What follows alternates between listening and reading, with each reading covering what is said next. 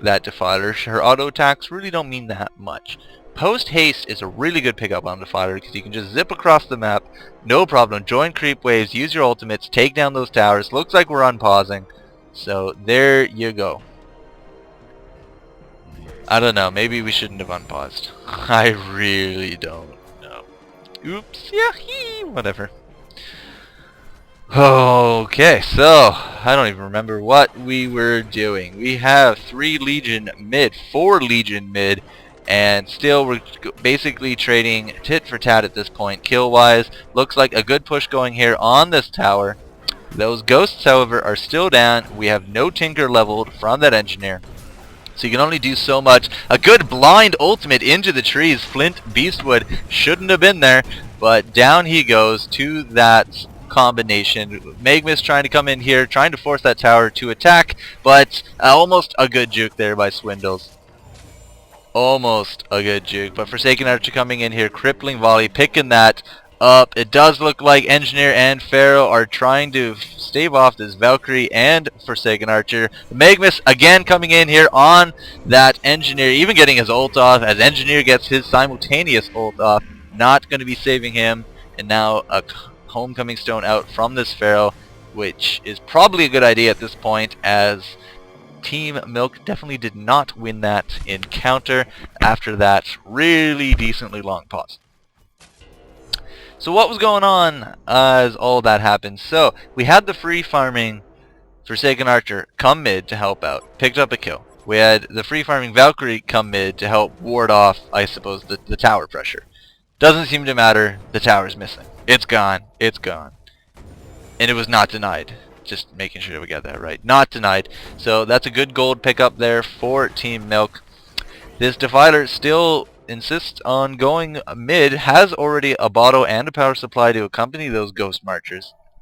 So she's doing alright in the farm, lots of mana. And now Glacius coming in here, Witch Slayer and Engineer. He's going to be going down, but probably going to be picking up a dual kill here, or maybe not. Witch Slayer getting off a good minimalization, and unfortunately King Raven trapped him in there with him. Magmus needs to get out of dodge for whatever he's good for. And no, the arrow hits the creeps. Magmus trying to get in a good stun before he goes down. Does not, unfortunately, so he is toast. Forsaken Archer is going to be trying to play pretty here with Pharaoh, but a good whatever it was from that Flint got that vision right up there so everyone could see what was going on. Flint using that power supply, coming back to well, not full health, but getting enough to tank the damage, so to speak. Glacius has come back with that Homecoming Stone, and that was another 3-2 exchange in favor of SK, as it looks like the entire team is roamed top.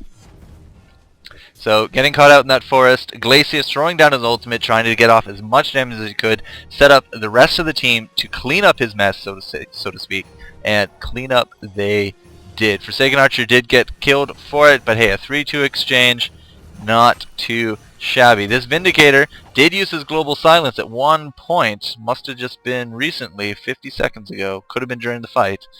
And this is an interesting spot. How did Glacius get here? That is an excellent question. Maybe there was missing trees. How did you get there, Glacius? Well, okay, well, enough about Glacius. Magmus coming in here with his ult and the lava picking up a kill. Sorry, my bad. Blavo, Forsaken Archer, picking up the kill with the assist of that Magmus. This pin definitely taking out this Vindicator. No problem. Those poison skeletons really giving a good amount of damage there. I mean, when you're pinned, you're pinned. Can't do too much about it. Now they're going to be pushing this tower. At this point, they can probably take it out. That's a lot of skeletons just doing a lot of auto damage there. And there's no response here from Clan Milk. Down goes the tower. Not going for a last hit, guys. Okay. I guess up top is just too dangerous. Flint Beastwood getting picked off by that Pharaoh. Here comes Engineer, but there's a Glacius right there. That's who he's trying to hit. So Glacius running around. Magmus has come in, going to be picking up that Witch Slayer, no problem. Engineer is on the roam, but it could be running into the Valkyrie, trying to juke around. Almost picks up the Glacius kill, but he's not going to. 4.5 second arrow to the face for that Pharaoh. He's going to be trapped in there with Magmus. He's going down. Glacius, so close. Look at that, right on the edge. If he moves, he is dead, but indeed, he did not move. and he is not dead. Vindicator did get off that Sage's Lore, and he's going to use his global ultimate right now, or else he's dead. But there was a waiting Defiler ready and able right there, picking up that Meg miss. It does look like Vindicator did go down to this Forsaken Archer, but those ghosts are out, and that's going to be a lot of passive damage. So all Defiler needs to do here is kite. Witch Slayer coming back into the phrase, minimalizing that Forsaken Archer, even using his Silver Bullet, not going to be getting the kill there. And now he could be in some trouble, as Flint Beastwood with that range can definitely track this guy down. Needs to use his ultimate. Is not up. Now he's lost vision. Engineer almost grabbing him, but the keg stand is going to enable that kill. Poor Flint there, and he is not going to be killing anything. It does look like Glacius is up there. Forsaken Archer could be in better shape, but this is just one continuous rolling fight as it is. Blind ultimate coming, grabbing that Glacius right there. Keg stand going out, everything going out. Wave of death. He's going down. So a great blind ultimate there by King Raven. That's why they call him the King. And there you go, a little bit of Tinker. Level 2 Tinker going in on that tower. Just drops it so quickly with the help of their teammates. So it does kind of look like the dust is settling. We are now sitting at an 18-14 score for Team SK. So lots of back and forth going on here. We're only 17 and a half, going on 18 minutes. Man, it's felt like friggin' forever, I swear to God. But need to catch my breath before I lose my entire voice here. Wow. Long fights require long explanations. So, all that done and said, the advantage right now is pretty decently in SK's favor. SK is sitting at a 5,000 experience and 4,500 gold lead over Clan Milk. Or Milk Fat with a lot of friends. Maybe that should just be the way I announce their team. But that being said, it's Milk Fat, whatever. Ringers, it's all cool, no worries. So yeah, they're down right now. It's only 4 kills, but at the same time, they've made up those kills with towers and creeps.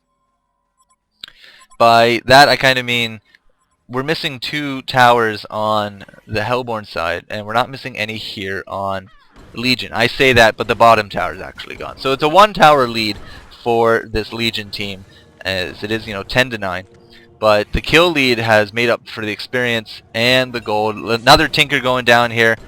Second tower going down. So now I suppose the Legion actually have the advantage, because now they're down. Now Hellborn are down 2 towers. So Legion, trying to bring up this disadvantage. They know they're down. They know they're behind. But look at the power here. Tinker, 5 teammates, Ghost. That tower just goes down so quickly. Everyone's now coming mid to defend mid, but mid goes down. So they paid for that 2 tower rush by actually losing 2 towers of their own. So SK, not content to sit on their laurels, they paid back Team Milk here tower for tower. And that being said, we are now at the tower counts of 7 and 8. So we still have an extra tower alive somewhere. That doesn't make sense. Tower's 8, tower's 7. They've both. Oh yeah, that's right. We lost this one. And another good offensive ward here being done up by ZZ Rick. So ZZ Rick keeping up really with these wards. So let's look at the ward placements right now. We have one here. ZZ Rick putting another there, and as Ward of Revelation here for the counter warding purposes. Unfortunately, doesn't look like there's anything there to hit, but we do have Ward of Sight here by SK there, and even here. So even maintaining that, crucial river spot, because that's a really good thing to know. Is somebody coming up that river? Is somebody leaving that river? Etc., etc. So the ward game is being played, pretty decently well by both teams here. ZZ Rick, the ward master of Vindication, I should really say, because it's almost been exclusively Vindicator putting down these wards. Still has one in his inventory. Whereas it's been Beatiz playing that Glacius, doing his set of warding for Team SK. So far, enjoyable game. Too many pauses for my taste, but hey, the game is being played. That is the important part. Look at this Tinker hitting this tower, no problem, and it just lowers the defense on it so much. -7 armor from 18. That's like 20% extra damage. A blind Feral ult going in there on that Forsaken Archer. Forsaken Archer already has that Shrunken Head, however, and just avoided a lot of damage right there. These ghosts, these passive damage ghosts doing a lot of damage, but down she goes to that Beastwood ultimate. Glacius will be paying for that, but he did use his ultimate, which is the important part, get off a lot of damage. Now they're able to pick up a hat trick on... Wow, that was a genocide with a hat trick being awarded to that Flint Beastwood. So single target damage maybe, but that was a genocide there for SK, completely wiping out Milk. No problem. I can't really help but imagine that they used a lot of stuff, a lot of spells on that Shrunken Head that was already on that Forsaken Archer. So a great first item pickup. Very situational to go Shrunken Head first, but it seems to have paid off at least in that fight. So she's trading Fogged here, or sorry, Blavo here is trading survivability for that damage. So he's a lot more durable, but at the same time, you know, that Firebrand could have definitely put a lot of attack into, you know, the spring in his step, so to speak. Because, you know, all the various plus agility, plus, I think it's plus agility. But either way, the movement speed as well, because she is a fast hero.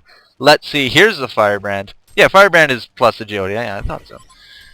And that's already picked up there for that Valkyrie. Now, by the way, the experience gap just jumped in that that fight. That Genocide gave him now a 14,000 experience gap and nearly a 9,000 gold gap. So quite impressive, so to say. Here is Glacius just with his Striders. These guys are going in on this tower again. Throws out his Tundra, and out comes those ghosts. That defensive tower using that ward, so that glyph, trying to keep it alive a little bit longer. Going to try to deny this. That Tinker, though, just so much damage when combined with everything else. Pharaoh ulting in on this Forsaken Archer, popping that Shrunken Head. Now they know not to use all the spells, but the auto attack's nearly bringing her down. Valkyrie using her ult, so now they're all invisible, but that's not going to really matter because Flint Beastwood got interrupted. Not going to be putting that Defiler in a world of pain, but now Magmus might actually be able to turn this around. Uses the spell, gets out of that Sage's Lore, out goes a lot of damage. Out comes the Engineer ult, taking down that Man of Ice. He is no problem. Double damage. Valkyrie, however, is going to be putting a lot of damage out, at least I hope here. And Engineer, wow, look at that. The Flint Beastwood ult almost taking out Defiler. Keg Stand going out on top of that Magmus, no problem. But this double damage Valkyrie just not going to be able to get in range really enough to deal the damage that she wants to do. So Vindicator going down, Pharaoh going down. It only looks like those two went down. Everyone else was alive. We did lose the Man of Ice. We did lose the Man of Lava Rock, so Magmus himself.